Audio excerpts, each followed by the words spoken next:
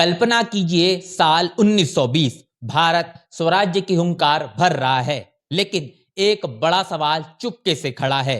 ये स्वराज्य किसके लिए? जब राष्ट्र के बड़े बड़े नेता स्वराज्य मेरा जन्मसिद्ध अधिकार है का नारा लगा रहे थे, तब एक युवा विद्वान जो खुद अस्पृश्यता की आग में झुलस चुके थे चुप नहीं रहे, जिनका नाम था भीमराव अंबेडकर, जिन्होंने कलम उठाई और 31 जनवरी 1920 को ऐसा अखबार शुरू किया जो सदियों से दबी हुई आवाजों का नायक बना। मूक नायक। आज उस ऐतिहासिक पल को 106 साल हो गए हैं। आखिर डॉक्टर बाबा साहब अम्बेडकर ने मूक नायक क्यों शुरू किया? उनका मुख्य मकसद था दलित, गरीब, शोषित और वंचित समाज की पीड़ा को सरकार और जनता तक पहुंचाना। उस समय मुख्य धारा के अखबारों में अछूतों की व्यथा का कोई स्थान नहीं था।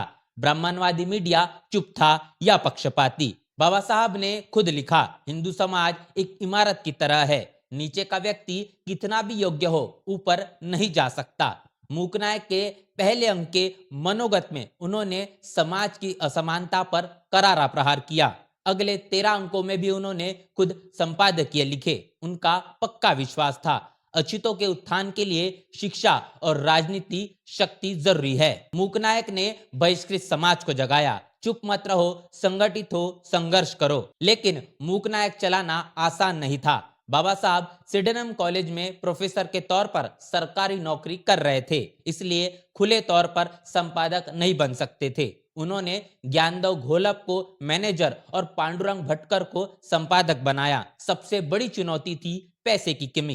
प्रिंटिंग, कागज, वितरण सब महंगा। सदस्यता कम थी क्योंकि दलित समाज उस समय ज्यादातर अशिक्षित और गरीब था। फिर भी छत्रपति राजश्री शाहू महाराज ने ऐतिहासिक मदद की। 2500 रुपए दिए, जो तब बहुत बड़ी रकम थी। बाद में भी उन्होंने 750 और 1000 रुपए दान दिए। शाहू महाराज इस आंदोलन की असली ताकत बने। फिर भी 1930 तक आते आते आर्थिक दबाव से मूक नायक बंद हो गया, लेकिन बाबा साहब ने हार नहीं मानी। बाद में बहिष्कृत भारत, जनता, समता, प्रबुद्ध भारत निकाले। ये सब दिखाता है मीडिया की ताकत कितनी बड़ी है, लेकिन उसे जिंदा रखना कितना मुश्किल है। सवाल यह है, क्या बाल गंगाधर तिलक ने मूक नायक को रोकने की कोशिश की? जवाब है हाँ। तिलक के केसरी अखबार ने मूक नायक के पहले अंक की घोषणा तक छापने से इनकार कर दिया, वो भी पेड विज्ञापन के लिए। यह उस समय की पत्रकारिता की सामान्य मर्यादा के खिलाफ था। तिलक स्वराज्य के बड़े नेता थे, लेकिन दलितों के मुद्दे पर चुप थे। बाबा साहब ने मूक नायक में तिलक के स्वराज्य की नीति पर सवाल उठाए। स्वराज्य किसका? ब्राह्मणों का या अछूतों का भी? कई इतिहासकारों के अनुसार यह एक तरह का बायकॉट था। मुख्यधारा मीडिया द्वारा बहुजन समाज के आवाज को दबाने की कोशिश थी। यह कोई बड़ा षड्यंत्र नहीं, बल्कि जातिगत पक्षपात का उदाहरण था। बाल गंगाधर तिलक की मौत अगस्त 1920 में हो गई, लेकिन यह घटना मूक नायक के संघर्ष को और उजागर करती है।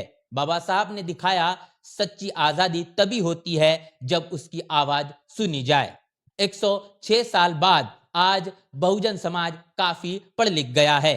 मीडिया बदला है, प्रिंट से डिजिटल तक, लेकिन चुनौतियां वही, पक्षपात, सनसनी और वंचितों की अनदेखी। फिर भी हम डिजिटल मीडिया के जरिए अंबेडकरवादी पत्रकारिता को जिंदा रखे हुए हैं। बाबा साहब ने कहा था, मीडिया के बिना आंदोलन अधूरा है। शिक्षा, संगठन और संघर्ष के लिए आज हमें और मजबूत आवाज चाहिए। मूक नायक की 106वीं वर्षगांठ पर सभी भारतीयों, खासकर बहुजन समाज को हार्दिक मंगल कामनाएं। बाबा साहब की तरह हम भी मूक नहीं रहेंगे, आवाज उठाएंगे, बदलाव लाएंगे। जय भीम, जय भारत। बहुजन समाज की हर खबर पाने के लिए चैनल को सब्सक्राइब करें, लाइक करें, शेयर करें। नेशनल चौपाल को बचाने के लिए ज्वाइन बटन क्लिक करके चैनल की सदस्यता लें और चैनल को आर्थिक मदद करें।